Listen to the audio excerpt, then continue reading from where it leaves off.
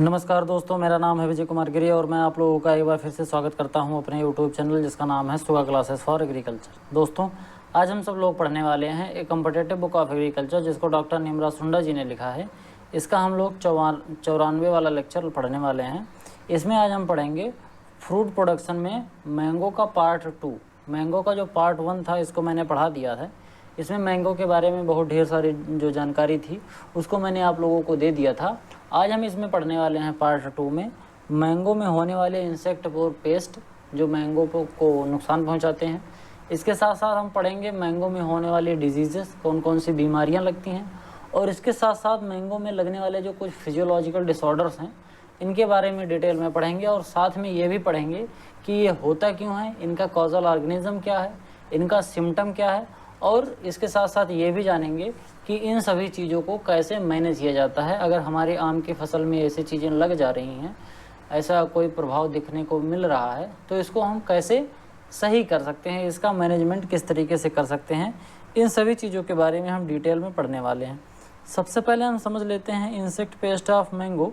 Mango में ऐसे कौन से इंसेक्ट पेस्ट हैं जो मैंगो के प्रोडक्शन को और मैंगो की क्वालिटी को ख़राब करते हैं। उसमें सबसे पहला जो हमको इंसेक्ट देखने को मिलता है वो है मैंगो मेलीबग। मैंगो मेलीबग जो होता है वो देखने में इस तरीके से लगता है। आपने कई बार देखा होगा कि मैंगो का जो प्लांट होता है उसमें कभी पत्तियों के टेंड्रिल्स पर, नई जो शाखाएं होती हैं, हरी शाखाएं, उन पर, या फिर जो मैंगो होता है, मैंगो जिससे लटका रहता है उसका टर्मिनल पोर्शन जो होता है मैंगो का, उस पर, इन सभी चीज़ों पर इस तरीके के जो कीट होते हैं वो देखने को मिलते हैं। इनको क्या बोलते हैं? इनको कहते हैं ड्रोसिचा मैंजीफेरी। इसकी जो फैमिली होती है वो होती है मार्गोडेइडी। ये कौन सी फैमिली का है? मार्गोडेइडी। नाम क्या है इसका? मैंगो मेलीबग। इसका जो बोटेनिकल नेम है या बोले तो साइंटिफिक नेम है क्या है? वो है drosicha mangiferae. It is a pest of mango. Mango में बहुत ज़्यादा देखने को मिलता है, ये मिलीबग होता है। इसके साथ साथ अगर हम बात करें तो nymph and adult suck the cell से from the leaf and tender trunk. जो टेंड्रिल ट्रंक होते हैं, टेंड्रिल ट्रंक का मतलब होता है कि जो सबसे टेंड्रिल वाला पार्ट होता है, जैसे मैंगो की ढेपी जिसको हम बोलते हैं, वहाँ पर रहेगा। और इसके साथ साथ पत्तियों का जो टेंड्रिल्स होता है वहाँ पर भी रहेगा। इन सभी चीज़ों पर मतलब ऐसा समझो कि जहाँ कोमल पार्ट होता है वहाँ पर रहता है, और वहाँ पर रह के पौधे के अंदर का जो रस होता है उसको चूसता है, जो सेल सेप होता है उसको चूसता है। चाहे निम्फ हो और चाहे एडल्ट हो, ये दोनों जो होते हैं मैंगो मिलीबग के, ये दोनों पौधों के लिए काफ़ी ज़्यादा हानिकारक होते हैं। अगर इसके हम मैनेजमेंट की बात करें कि मैंगो मिलीबग का मैनेजमेंट किस तरीके से करते हैं, तो इसके लिए एल्काथेन बैंडिंग यानी कि 30 से 45 सेंटीमीटर वाइड और 30 सेंटीमीटर अबव ग्राउंड।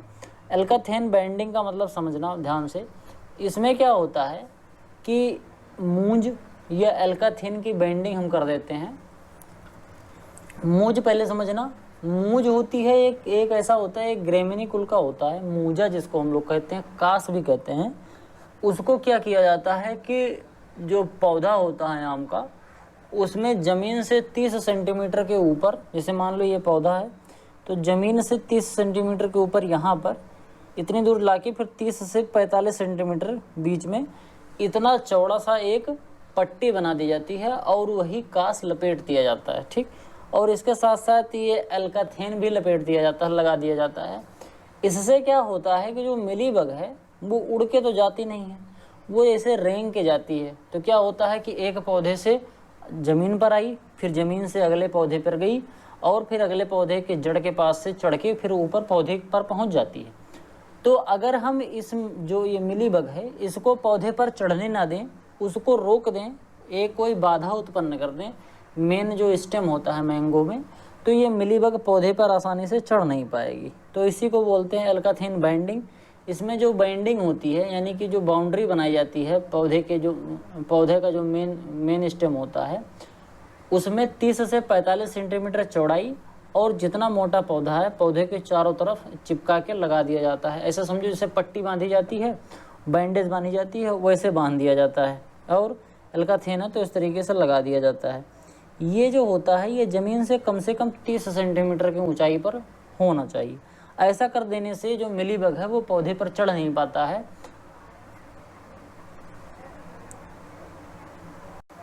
और हमारा जो पौधा है वो सुरक्षित बना रहता है। इसके साथ साथ अगर हम कार्बेरल 0.25% का घोल बनाकर छिड़काव कर दें तो इससे जो मैंगो मिलीबग है इनसे निजात मिल सकती है। इसके बाद जो अगला इंसेक्ट है उसका नाम है मैंगो हॉपर। कल मैंने मैंगो हॉपर के बारे में बहुत डिटेल में समझाया था। देखने में कैसा होता है अगर उसकी हम बात करें तो मैंगो हॉपर देखने में इस तरीके का होता है। इसको कहते क्या हैं, इसको बोलते हैं एमरिटोइडिस एटकिंसोनी। इसका जो निम्फ होता है और एडल्ट जो होता है ये सेल शेप को सक करता है, यानी कि जो पौधे के अंदर जूस होता है जाइलम और फ्लोएम के अंदर सेल शेप होता है, कोशिकाओं के अंदर जो शेप भरा होता है, जो द्रव्य भरा होता है, उसी को ये चूस लेता है। ठीक, अगला है मैंगो स्टेम बोरर। क्या है? Mango stem borer. इसका बोलते हैं ब्रेटोसेरा रूफोमैकुलाटा। क्या है? बैक्टोसेरा रूफोमैकुलाटा। इसका जो ये साइंटिफिक नेम है, किसका साइंटिफिक नेम है? मैंगो स्टेम बोरर का। मैंगो स्टेम बोरर जो होता है वो देखने में इस तरीके से दिखता है। और क्या होता है कि जब ये लगता है तो मैंगो का जो मेन स्टेम होता है नीचे से शुरू होता है, तो ये मेन स्टेम जो होता है उसमें ये सुराख करता है। सुराख करके वहाँ की लकड़ी को खाता है और लकड़ी को खा के बुरादा बना देता है और उसी बुरादे में एक चिपचिपा सा स्लेश में निकालता है और इसके साथ साथ इसी में इसके अंडे भी होते हैं। तो मतलब लकड़ी का बुरादा जो इसने खाया है डाइजेस्ट होने के बाद वो एक्सक्रीटा निकलता है वो, इसके साथ साथ इसमें अंडे भी होते हैं और एक चिपचिपा सा पदार्थ होता है जिससे इस तरीके का एक पौधा, इस तरीके का एक चीज़ देखने को मिलता है जो मैंगो का मेन स्टेम होता है, या जहाँ पर इसने स्टेम बोरर ने जहाँ पर भी स्टेम में छेद कर रखा होगा वहाँ पर इस तरीके का सिम्टम देखने को मिलेगा। मैंगो स्टेम बोरर जो लगा है इसको रोकने का सबसे अच्छा तरीका होता है कि आपको जहाँ जहाँ भी ये सुराख दिख रहा है या इस तरीके का चीज़ निकला हुआ दिख रहा है, आपको क्या करना है कि चिकनी मिट्टी ले लीजिए और पेट्रोल ले लीजिए और हर सुराख में 2 ml से लेके 5 ml तक उसके अंदर पेट्रोल डाल दीजिए और फिर उस सुराख को चिकनी मिट्टी से बंद कर दीजिए। तो इससे क्या होगा कि इसके अंदर स्टेम बोरर जो होगा वो मर जाएगा। इसके बाद फिर हम आगे बात करते हैं मैंगो फ्रूट फ्लाई। आपने नोटिस किया होगा कि जब आप बिल्कुल पका हुआ मैंगो चूसते हैं तो मैंगो जिस जगह से चूस रहे होते हैं उसके अगल बगल से कहीं से फट जाता है। वहाँ पर क्या होता है, स्किन हल्की सी वीक होती है, कमज़ोर पड़ जाती है। ऐसा क्यों होता है? क्योंकि जब पौधा मैच्योरिटी स्टेज में होता है तो उस समय पर उस जगह पर कोई फ्रूट फ्लाई आकर ऐसे छेद कर दी रहती है, वहाँ पर आकर सेल शेप को खा लेती है। इसीलिए वहाँ की जो सेल होती है, वहाँ की जो कोशिकाएं होती हैं वो डैमेज हो जाती हैं। तो जब हम आम चूसते हैं तो उसी जगह से फट जाता है। तो ये मैंगो फ्रूट फ्लाई का सिम्टम होता है। इस तरीके की मैंगो फ्रूट फ्लाई देखने में लगती है, इस तरीके का इसका जो मॉर्फोलॉजी है पूरा देखने में लगता है। मैंगो फ्रूट फ्लाई के अगर हम साइंटिफिक नेम की बात करें तो इसका नाम होता है बैट्रोसेरा डॉर्सैलिस, डॉकस डॉर्सैलिस भी कहते हैं। दोनों नाम है इसका, बैट्रोसेरा डॉर्सैलिस एंड डॉकस डॉर्सैलिस। ये क्या है? फ्रूट फ्लाई है। Use vapour heat treatment VHT for export of mango. Mango को एक्सपोर्ट करने के लिए वेपर हीट ट्रीटमेंट यूज करते हैं। यह महंगा नहीं है, मैंगो है, ये स्पेलिंग थोड़ा सा गड़बड़ हो गया है। तो ये वेपर हीट ट्रीटमेंट क्या होता है, ये मैंने इससे पिछले वाले लेक्चर में मैंगो का जो पार्ट 1 पढ़ाया है उसमें बहुत अच्छे से डिटेल में मैंने आपको समझा दिया है। तो अगर आपको नहीं समझ में आ रहा हो तो आप वहाँ से भी जाकर देख के समझ सकते हैं। इसके बाद जो अगला इंसेक्ट है या पेस्ट है वो है मैंगो स्टोन वीविल। मैंगो में लगने वाले जो घुन होते हैं इसको क्या कहते हैं? स्टोर्नोसेक्टस मैंजीफेरी। क्या होता है? Sternochetus mangiferae. Mango stone weevil and fruit fly lay egg on fruit skin of developing fruit. Mango का जो डेवलपिंग फ्रूट होता है, यानी कि मैंगो जब बड़ा हो रहा होता है, इसमें ग्रोथ हो रही होती है मैंगो का जो फल है, तो क्या होता है कि ये जो मैंगो स्टोन वीविल है ये इसके स्टोन में जाकर अंडे दे देती है और बाद में फिर वहीं पर ये वीविल जो होते हैं ये बड़े हो जाते हैं और धीरे धीरे ये पल्प में घुसते हैं। ऐसे पल्प में घुसेंगे और पल्प में घुसने के बाद जो अंदर इसका सीड होता है उसके सीड के अंदर चले जाते हैं ये वीविल घुन जो होते हैं और फिर अंदर जाकर ये सीड को ही डैमेज कर देते हैं। वैसे देखने को कम मिलता है लेकिन कई बार मिलता ज़रूर है। ठीक, तो इसमें क्या होता है कि जब सीड जो अफेक्टेड सीड होता है वो ब्लैक कलर का हो जाता है, वहाँ पर एक ब्लैकिश कलर का पाउडर भी देखने को मिलता है और आपको ये वीविल जो है ये भी देखने को मिल जाता है। अगर हम बात करें इसको कैसे रोका जाए तो क्वारंटाइन वाला जो प्रोसेस होता है ये काफ़ी इम्पोर्टेंट माना जाता है। इसमें अगर हमको कोई ऐसा स्टोन मिल रहा है, कोई ऐसा सीड मिल रहा है मैंगो का जिसके अंदर ये लगा हुआ है घुन, तो हमको क्या करना चाहिए कि उस सीड को अन्य सीड से अलग रखना चाहिए। नहीं तो क्या होगा कि इस सीड को डैमेज करके फिर यहाँ से जो वीविल है वो निकल कर दूसरे सीड में चला जाएगा और दूसरे सीड को डैमेज करेगा। जैसे गेहूँ जो होता है, गेहूँ जब हम रखते हैं तो उसमें अगर किसी एक में पड़ गया घुन तो वो घुन धीरे धीरे पूरे गेहूं में पड़ जाएगा। अगर घर में कहीं और अलग अलग गेहूं भी रखा है तो वहाँ भी पड़ जाएगा। इसीलिए क्वारंटाइन वाली प्रोसेस इसमें ज़रूर से अपनानी चाहिए। इसके बाद अब हम बात करते हैं डिजीज़ के बारे में। मैंगो में जो कुछ इम्पॉर्टेंट डिजीज़ होती हैं वो कौन कौन सी डिजीज़ होती हैं और किस तरीके से वो पौधों को अफेक्ट करती हैं और इसको किस तरीके से रोका जा सकता है, इसके बारे में डिटेल में समझेंगे। सबसे पहला जो डिजीज़ है वो है पाउडरी मिल्ड्यू। पाउडरी मिल्ड्यू का जो सिम्टम होता है वो कुछ इस तरीके से देखने में लगता है। ऐसे पता चलता है कि जैसे जो पत्तियां हैं, पत्तियों के ऊपर किसी ने पाउडर छिड़क दिया है, किसी ने पाउडर का बुरकाव कर दिया है, तो ये होता है पाउडरी मिल्ड्यू। इसका जो बोटेनिकल नेम होता है या साइंटिफिक नेम होता है पाउडरी मिल्ड्यू का, ये होता है ओडियम मेंजिफेरी। एक चीज़ और जान लीजिए कि जो पाउडरी मिल्ड्यू होता है एक तरीके की फंगल डिजीज़ होती है और इस फंगस का नाम होता है ओडियम मेंजिफेरी। सीवियर होता है ये कब? फरवरी से मार्च के महीने में ये क्या होता है, ज़्यादा फीवियर देखने को मिलता है। मतलब ज़्यादा जो इसका प्रकोप होता है पाउडरी मिल्ड्यू का ये फरवरी और मार्च के महीने में देखने को मिलता है। अगर हमको अपने पौधे को पाउडरी मिल्ड्यू से बचाना है तो एक फंगिसाइड आती है, एक दवा आती है, क्या नाम है, कैराथेन। कैराथेन नाम की एक दवा आती है। इसको अगर हम 0.1% का घोल बनाकर छिड़काव कर देंगे पौधे के ऊपर तो ये जो पाउडरी मिल्ड्यू वाली प्रॉब्लम है ये काफ़ी हद तक नियंत्रित हो जाती है। इसके बाद मैंगो में एक बहुत बेकार सा रोग लगता है जिसको कहते हैं एंथ्रेक्नोज। इसमें क्या होता है कि मैंगो की जो आउटर स्किन होती है सबसे पहले वही अफेक्ट होती है, फिर धीरे धीरे मैंगो का जो इनर पोर्शन होता है यानी कि जो मीजोकार्प होता है, जो पल्प होता है, वो भी धीरे धीरे इससे अफेक्टेड हो जाता है। देखने में बहुत ही बेकार सा लगता है। एंथ्रेक्नोज को हम क्या बोलते हैं, कोलेटोट्राइकम ग्लोस्पोराइडिस। क्या होता है, एंथ्रेक्नोज का जो बोटेनिकल नेम है वो क्या है, कोलेटोट्राइकम ग्लोस्पोराइडिस। ये क्या होता है, सीवियर होता है। कब, मतलब ये एंथ्रेक्नोज वाली जो बीमारी है मैंगो में ये कब देखने को मिलती है, अगर एनवायरनमेंट का टेम्परेचर यानी कि वातावरण में ह्यूमिडिटी ज़्यादा हो और हाई रेनफॉल हो रहा हो, यानी कि ऐसे समझो कि पानी बरसने का संभावना हो और ह्यूमिडिटी ज़्यादा हो, तो एंथ्रेक्नोज वाली जो बीमारी है ये ज़्यादातर देखने को मिलती है। ठीक, ये सीवियर ह्यूमिड कंडीशन में और हाई रेनफॉल एरियाज़ में देखने को मिलती है। कौन सी बीमारी, एंथ्रेक्नोज की बीमारी।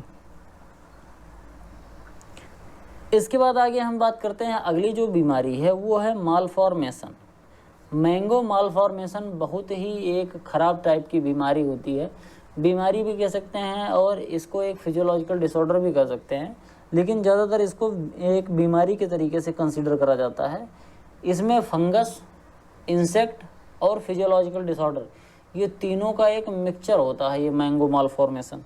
फ्यूजेरियम मेलनिफॉर्मी वेराइटी सबक्यूटिनाटा ये जो होता है इसी की वजह से मैंगो मालफॉर्मेशन लगता है। फ्यूजेरियम जो होता है एक तरीके का फंगाई होता है जो कि एक इंसेक्ट से फैलता है और ये इस तरीके का सिम्टम प्रोड्यूस करता है।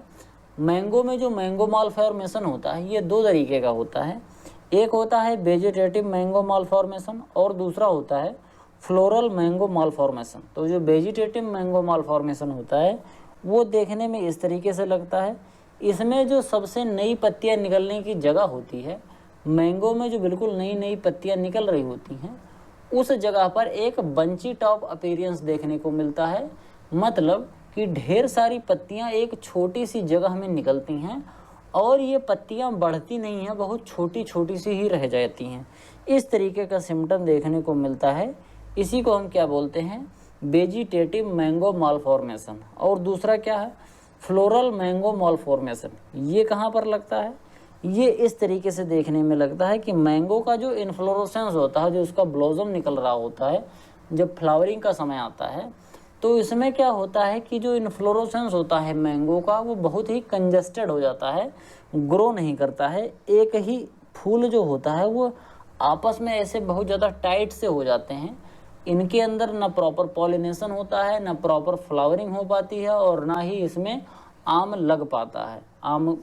आम भी नहीं लगता है। काफ़ी खतरनाक टाइप की बीमारी होती है। इसको रोकने का अभी कोई मतलब फिक्स तरीका नहीं निकाला गया है, लेकिन क्योंकि ये फंगस से हो रहा है, तो अगर हम फंगस को कंट्रोल कर लेंगे तो मालफॉर्मेशन नहीं होगा। इसके साथ साथ जिस कीट से ये ट्रांसफ़र हो रहा है, जो माइट होती है जिससे ये ट्रांसफ़र हो रहा होता है, अगर उसको भी हम कंट्रोल कर लेंगे तो ये मैंगो मालफॉर्मेशन नहीं होगा हमारे पौधों में। लेकिन अगर हो गया है तो इसको रोकने का फिर कोई तरीका नहीं है। बस एक ही तरीका है कि जो अफेक्टेड पार्ट है उसको काटिए, काट के अलग कीजिए और इसको डिस्ट्रॉय कर दीजिए। It is a serious problem in north India, Punjab, Delhi और उत्तर प्रदेश। नॉर्थ इंडिया वाला जो पार्ट है, पंजाब, दिल्ली और उत्तर प्रदेश वाला एरिया है, यहाँ पर ये मैंगो मालफॉर्मेशन की जो प्रॉब्लम है वो ज़्यादातर ये देखने को मिलती है। बॉम्बे ग्रीन और चौसा जो वेराइटी है उसके अंदर ये जो मैंगो मालफॉर्मेशन है ये ज़्यादा देखने को मिलता है। इसके साथ साथ अगर हम मैनेजमेंट की बात करें तो इसको मैनेज करने के लिए पहली बात तो आप प्रूनिंग कर दीजिए, या फिर ये मैंकोजेब जो दवा आती है इसका छिड़काव कर दीजिए। 2 ग्राम प्रति लीटर के हिसाब से एक घोल बनाइए और उसी घोल से छिड़काव कर दीजिए, तो आपका जो ये मैंगो मालफॉर्मेशन वाली समस्या है इससे निजात मिल सकती है। मतलब ये फैलेगा नहीं, लेकिन जितने में हो गया वो तो बर्बाद ही है। इसके साथ साथ इसमें नेफ्थलीन एसिडिक एसिड एक हार्मोन होता है, या फिर प्लांटोफिक्स नाम की एक दवा आती है, एक हार्मोन आता है जिसको 200 ppm का घोल बनाकर अगर हम इस पर छिड़काव कर देंगे तो ये जो डीब्लॉसमिंग होती है और बड बस्ट स्टेज में अगर इसके हम छिड़काव कर देंगे तो फिर हमारा ये जो मैंगो मालफॉर्मेशन है ये नहीं होगा। इसमें क्या होता है कि जब हम ये डाल देते हैं ये नेफ्थलीन एसिटिक एसिड या फिर प्लांटोफिक्स 200 ppm का घोल बनाकर, तो इससे क्या होता है कि हमारा जो वेजिटेटिव ग्रोथ है वो बहुत तेज़ी से होने लगता है, जिससे हमारा ये जो मैंगो मालफॉर्मेशन वाली समस्या है इससे हमको छुटकारा मिल जाता है। इसके बाद अब हम बात करेंगे कुछ फिजियोलॉजिकल डिसऑर्डर के बारे में जो कि मैंगो में देखने को मिलते हैं। जो सबसे पहला और सबसे ज़्यादा इम्पॉर्टेंट टाइप का फिजियोलॉजिकल डिसऑर्डर होता है वो है black tip.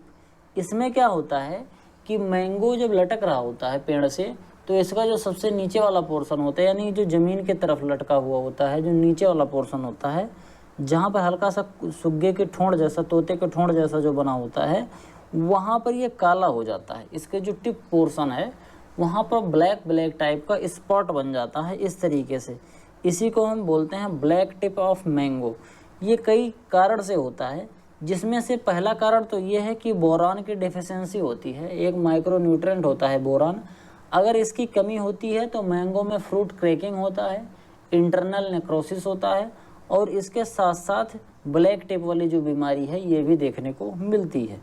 Near bricks lines distal end of affected fruit get turn black and become hardened। कहने का मतलब ये होता है कि अगर कहीं ईंट भट्ठा है, ईंट भट्ठा जहाँ पर ईंट की पकाई होती है, जो हम घर बनाने के लिए ईंट का प्रयोग करते हैं, उस एरिया के आसपास, क्योंकि ईंट भट्टे में कोयला जलाया जाता है और कोयला जलता है तो कार्बन मोनोऑक्साइड, सल्फर डाइऑक्साइड और कार्बन डाइऑक्साइड निकलता है। ये CO2 है, एक कार्बन मोनोऑक्साइड, कार्बन डाइऑक्साइड और सल्फर डाइऑक्साइड SO2 है। तो ये सब जो गैसें निकलती हैं, ये सब गैसें भी काफ़ी हद तक उत्तरदायी होती हैं मैंगो के अंदर ब्लैक टिप वाली जो प्रॉब्लम होती है इसको प्रदर्शित करने के लिए। अगर हम बात करें इसको किस तरीके से हम मैनेज कर सकते हैं, तो इसका मैनेज करने का सबसे जो मेन चीज़ है वो हमको ये इंश्योर करना होगा कि अगर हम ऑर्चर्ड लगा रहे हैं मैंगो का तो ईंट के भट्ठे से कम 1 किलोमीटर की दूरी पर हो, कम से कम 1 किलोमीटर की दूरी पर। अगर ईंट भट्ठे के आसपास रहेगा तो ब्लैक टिप वाली समस्या हमको देखने को मिलेगी और इसको हम रोक नहीं पाएंगे, क्योंकि ये गैसें ज़्यादातर दिखेंगी वहाँ पर, निकलेंगी और ये गैसें अफेक्ट करेंगी जिससे ब्लैक टिप होगा ही होगा। इसीलिए 1 किलोमीटर कम से कम दूर रहे। 1 किलोमीटर से ज़्यादा हो जाए कोई दिक्कत नहीं, लेकिन कम से कम 1 किलोमीटर की दूरी होनी चाहिए ईंट भट्ठे से और ऑर्चर्ड के बीच में। 3 स्प्रे ऑफ बोरेक्स, क्योंकि बोरान की कमी से होता है, तो अगर हम बोरेक्स का छिड़काव कर देंगे 0.6% का घोल बनाकर, तो इससे जो पौधा होता है इसके अंदर जो बोरान की कमी होती है वो बोरान की कमी पूरी हो जाती है और हमारा जो ये ब्लैक टिप वाली प्रॉब्लम है इसको हम कायदे से मैनेज कर पाते हैं। इसको हम बोरेक्स को डालते कब हैं, ये फ्लावरिंग के पहले डालते हैं और फ्लावरिंग के समय पे डालते हैं और जब फ्रूट लग जाता है तब डालते हैं। 3 बार डालेंगे। कब कब? एक तो फ्लावरिंग से पहले, एक फ्लावरिंग के टाइम पर और एक फ्लावरिंग के बाद। कितने % का घोल बनाकर? 0.6% का घोल बनाकर। ये परसेंट का घोल बनाना और ppm वाला चीज़ ये सब मैंने बहुत अच्छे से पढ़ाया है। अगर आपको नहीं पता है तो मैं एक बार इंसिस्ट करूँगा कि आप सब ये जो सीरीज़ में पढ़ा रहा हूँ इंस्टेंट हार्टिकल्चर, और इसके साथ साथ एक जो ये सीरीज़ चल रही है नीमराज सुंडा जी की बुक की, इसको आप शुरू से देखिए। तो मैंने इसको बीच बीच में कई बार डिटेल में बताया है कि ppm सॉल्यूशन क्या होता है और परसेंटेज सॉल्यूशन क्या होता है, इसको कैसे बनाया जाता है। ठीक, अब इसके बाद हम बात करें बोरेक्स जो होता है एक तरीके का फर्टिलाइज़र होता है जिसके अंदर ये माइक्रोन्यूट्रेंट पाया जाता है। बोरेक्स के अंदर कितना बोरान पाया जाता है, तो वो 11% के आसपास पाया जाता है। ये चीज़ मैंने जब सॉइल साइंस पढ़ाया था तब मैंने वहाँ भी बताया था कि जो बोरेक्स होता है इसके अंदर 11% के आसपास बोरान पाया जाता है। इसके बाद अगर हम बात करें तो हमारा जो अगला स्लाइड है वो है एक फिजियोलॉजिकल डिसऑर्डर का, जिसको हम क्या बोलते हैं, स्पंजी टिश्यू। स्पंजी टिश्यू का क्या मतलब होता है? Due to soil heat convection. Soil heat convection का क्या मतलब होता है?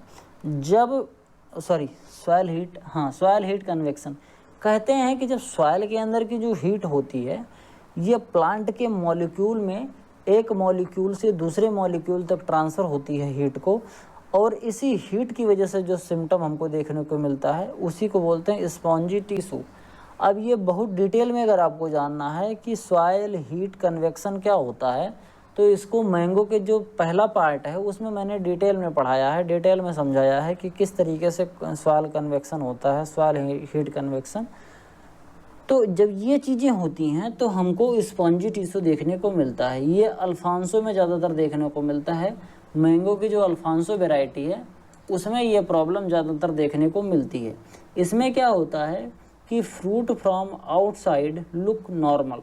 फ्रूट को अगर हम बाहर से देखेंगे तो हमको बिल्कुल नॉर्मल सा लगेगा, कोई हमको दिक्कत नहीं होगी देखने में, लेकिन हम अगर इसके अंदर देखेंगे तो इसके अंदर एक स्पॉन्जी टाइप का स्ट्रक्चर बना होता है और ये थोड़ा सा येलोइश कलर का हो जाता है। अगर आप इधर देखेंगे ये तो थोड़ा सा भंगवा कलर का रहता है, लेकिन अगर स्पॉन्जी टिश्यू वाला सिम्टम देखने हो जाएगा तो ये हल्का सा पीला देखने को मिलेगा। आप यहाँ पर ध्यान से देख के आप डिटरमाइन भी कर सकते हैं कि इसके कलर में और इसके कलर में क्या अंतर है। तो ये जो सिम्टम होता है इसमें क्या होता है कि इंटरनल ब्रेकडाउन हो जाता है। जैसे आप यहाँ पर ध्यान से देख पा रहे होंगे कि यहाँ पर जो पल्प होता है इसके बीच बीच में ऐसे क्रैक पड़ जाता है, चिटक जाता है और ये स्पंजी टाइप का हो जाता है, जैसे स्पंज होता है जो कि सोफे में या गद्दियों में लगा होता है उस टाइप का हो जाता है, जो सीट कवर में लगा होता है, और येलोइश कलर का हो जाता है। अगर हम बात करें इससे रेजिस्टेंट कौन कौन सी वेराइटीज़ हैं, तो नीलम और दशहरी जो है उसके अंदर ये नहीं लगता है। स्पॉन्जी टिश्यू वाली जो डिजीज़ है ये नीलम और दशहरी जो आपकी वैरायटी है इसमें नहीं लगता है। इसके साथ साथ कुछ और भी ऐसी वैरायटीज़ हैं जिसके अंदर स्पॉन्जी टिश्यू नहीं लगता है, और उन वैरायटीज़ के नाम हैं अर्का अरुणा, रत्ना, अर्का पुनीत, अर्का अनमोल। ये सभी जो वैरायटीज़ हैं इनके अंदर स्पॉन्जी टिश्यू वाली जो ये बीमारी तो नहीं कहेंगे, एक तरीके का ये फिजियोलॉजिकल डिसऑर्डर होता है। अगर मैंने बीच में बीमारी बोल दिया होगा तो आप उसको थोड़ा सा लाइट वे में लीजिएगा, क्योंकि ये एक डिसऑर्डर है, बोलते बोलते वो फ्लो में कई बार निकल जाता है। तो चाहे वो ब्लैक टिप हो, ये भी एक फिजियोलॉजिकल डिसऑर्डर है, और चाहे स्पॉन्जी टिश्यू हो, ये भी एक तरीके का फिजियोलॉजिकल डिसऑर्डर ही होता है। इसके बाद अगला जो फिजियोलॉजिकल डिसऑर्डर है वो है leaf scorching. Leaf scorching, scorching का मतलब क्या होता है? झुलस जाना, जैसे आग लग जाती है। जैसे ऐसे समझिए कि मान लीजिए आपके पास एक आम का पेड़ है, अब आपने क्या किया कि आम के पेड़ के नीचे एक दिन आग जला दी, ठीक, तो क्या होगा कि आम की जो पत्तियां हैं वो सब झुलस जाएंगी, तो बाद में इस तरीके का सिम्टम देखने को मिलेगा। तो इस टाइप का जब सिम्टम देखने को मिलता है, जिसमें आधी पत्तियां कैसी होती हैं, हरी, और आधी पत्तियां सूख जाती हैं, तो इस टाइप के सिम्टम को जब पौधा प्रोड्यूस करता है तो इसी को हम बोलते हैं लीफ स्कॉर्चिंग। ये होता क्यों है? ये अधिकतर जब पोटास की कमी होती है तो पोटेशियम की डेफिशिएंसी को प्रोड्यूस करने के लिए ये लीफ स्कॉर्चिंग जो सिम्टम है ये प्लांट प्रोड्यूस करता है। सिंपल भाषा में अगर हम बोलें तो जब प्लांट के अंदर पोटास की कमी हो जाती है, पोटेशियम की कमी हो जाती है, तो लीफ स्कॉर्चिंग देखने को मिलता है। इसको रोकने के लिए हमको पोटास डालना पड़ेगा। कितना डालेंगे? पोटेशियम सल्फेट का 5% जो होता है सॉल्यूशन, इसको बना के हम डाल देंगे तो हमारा ये जो लीफ स्कॉर्चिंग वाली प्रॉब्लम है ये ख़त्म हो जाएगी।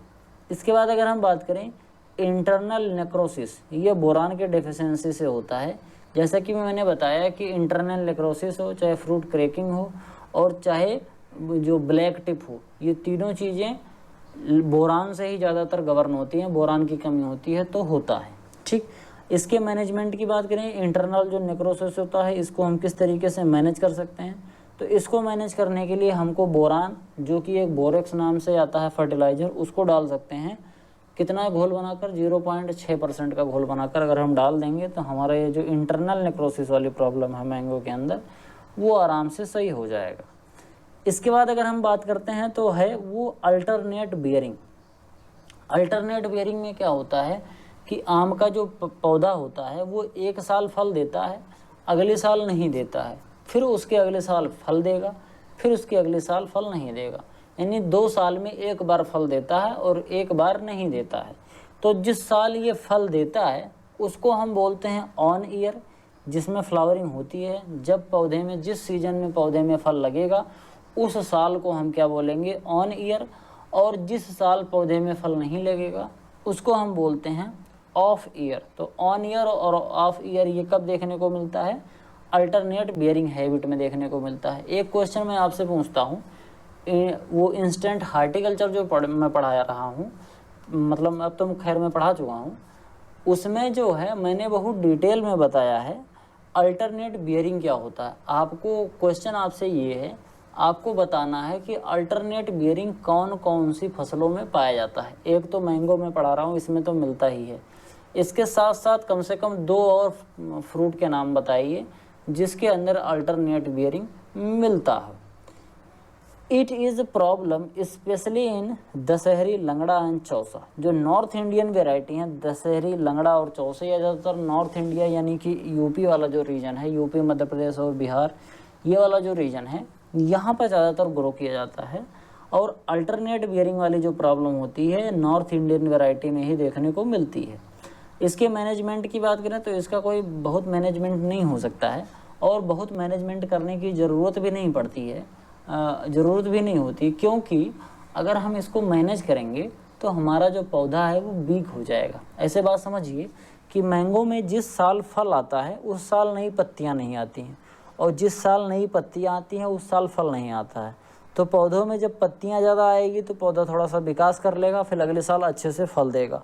अगर हम ये वाली जो मैनेजमेंट अगर बराबर अपनाते रहेंगे तो हमारा जो पर ईयर मैंगो का प्रोडक्शन है वो घट जाएगा, तो हमको टोटल मिलेगा उतना ही। जैसे मान लो 2 साल में एक बार फल आ रहा है तो 10 किलो एक ही बार में एक पौधे से मिल जा रहा है। लेकिन अगर वहीं हम अल्टरनेट बियरिंग ना करके फोर्सफुली ये तरीका अपना लेते हैं तो हमको हर साल 5-5 किलो मिलेगा। तो इस तरीके से नॉर्थ इंडिया में लोग ज़्यादातर अवॉइड करते हैं कि जिससे पौधा कम से कम स्वस्थ रहे एक साल छोड़ के अगले साल फल लेते रहेंगे।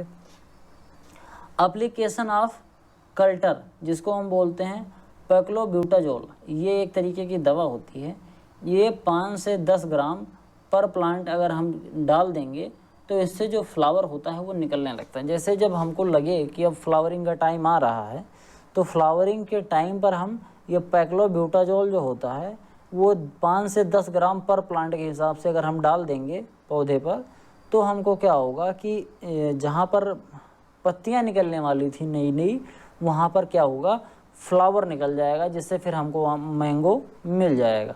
इसके बाद है प्लांटिंग रेगुलर बियरिंग वेराइटी। अगर हमको बचना है अल्टरनेट बियरिंग वाली प्रॉब्लम से, तो जो दशहरी, लंगड़ा और जो चौसा वेराइटी है, इसकी कल्टीवेशन ना करके हमको आम्रपाली, नीलम और रत्ना, ये जो साउथ इंडियन वेराइटी हैं, इनकी कल्टीवेशन करनी चाहिए।